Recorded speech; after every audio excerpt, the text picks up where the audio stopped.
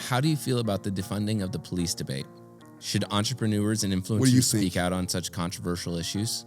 You're going to defend the people that run towards the bullets when people start shooting.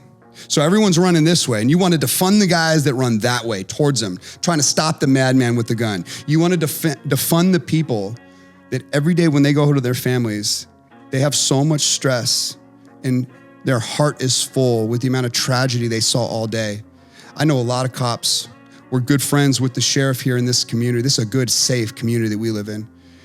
Even he has some of the most horrific stories of what he's had to see in his 30-year career. You go into a house where there's a dead mother on the ground and there's a baby that's been in the home running around in her diapers for 3 days because mother overdosed. That diaper's got 10 different poops in it, pee in it, just the smell alone. There's this child that hasn't eaten, malnourished, and they break into this house and there's this baby. You know, you don't get to hear all the stories of what the men and women that fight in the blue have to go see and do. You don't see it. It's maddening to me that they get such little respect. Most of the cops that are under assault, they're actually Black in the communities that they protect and serve. If there is some guy that's pulled over and he's acting weird, put yourself in his shoes. It's not about his color. That guy wants to go home to his family every night. I promise you that. He's not here saying, let me go figure out how I can kill a Black person. Now it's easy for you to say, Eric, you're white. Trust me when I tell you, they just want to go home to their families. They do not want to be on the news. They do not want to be part of some major shooting. Trust me when I tell you. How come when someone gets pulled over, you do not have people like Barack Obama saying, hey, just listen to the cops and you'll be fine. There may be a history of abuse. Let's talk about it. But trust me when I tell you, right now in America, that is not the biggest problem that are facing the communities. That is actually one of the greatest gifts, and they're trampling on it. Let me ask you one question. Let me ask you a question. What would happen if every day in America, cops all went on strike and no cop went to work tomorrow? It's not crime anymore. You can't even define it as crime if there's no one to fight it. This is rape, pillage, and plunder. If there's no cops, and here's what's interesting about it. The people in these big limousine liberal cities that control these cities, their own constituents, the people that they claim to defend and protect, they would be the first targets. They'd be the easiest people to go after if cops weren't there to protect them. You see all these people that have this message of defund the police, right? Well, why do you have so many people guarding you with weapons? Guarding you with guns. All these politicians that promote this stuff, every time there's an event, they politically jump on the bandwagon, but yet they can safely drive into any place, do a public speech, and there's cops all around them protecting their right to talk shit about them, even as they protect you. I have felt so bad for what the men and women in law enforcement have had to go through over the last few years, going back to Ferguson, to Trayvon Martin, like all these sort of horrific things that happen that nobody thinks are fun. This is not good stuff to talk about. It hurts your heart. Nobody wants anybody to die. But at the end of the day, you have got to put yourself in the person's shoes who is out there fighting these daily battles, and it is scary. Can you imagine going up to a car and the guy's not rolling down his window, the tinted, just the feeling in your heart, you just have a bad feeling. You know what it's like to have a bad feeling? Guy rolls down his window, you see him, you could just tell in his eyes. We don't know what that moment feels like. He may be wrong, he may be right. But that feeling that these guys describe and talk about that's in their heart, they have to live with this all the time. They got to make quick decisions and it's not easy.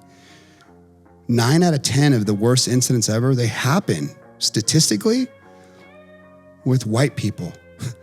But there's no political gain to that sort of tweaker that's in that car that's getting fidgety.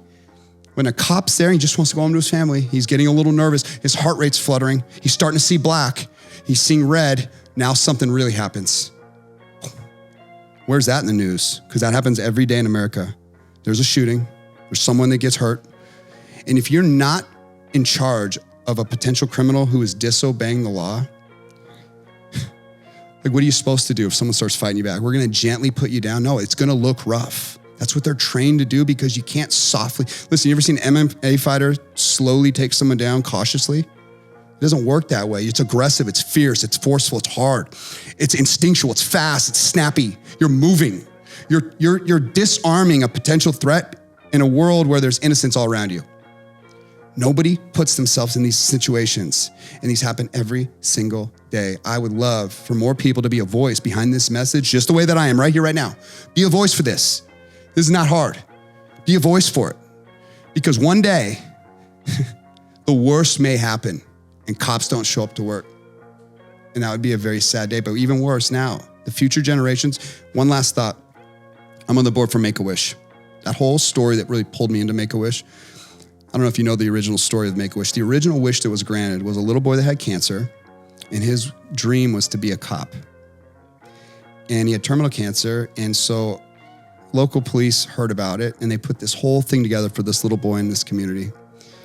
And he got to be a cop for a day.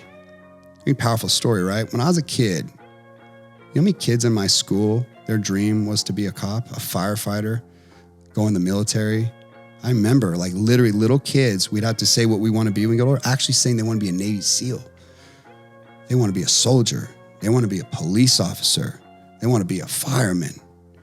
I wanted to be a baseball player, football player, like all these things. The one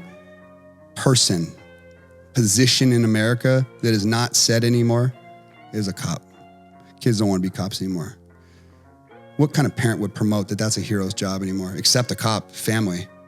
And even that, I don't think they would promote it within their own family, because historically police officers raise police officers. It is so common. So many guys I know, their father was a police officer and their grandfather was a police officer.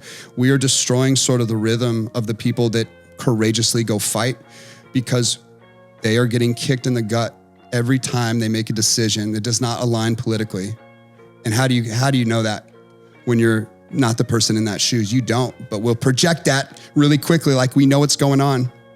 The political nature of everything is dividing, and it's destroying, and the trajectory is alarming, and this will not end well.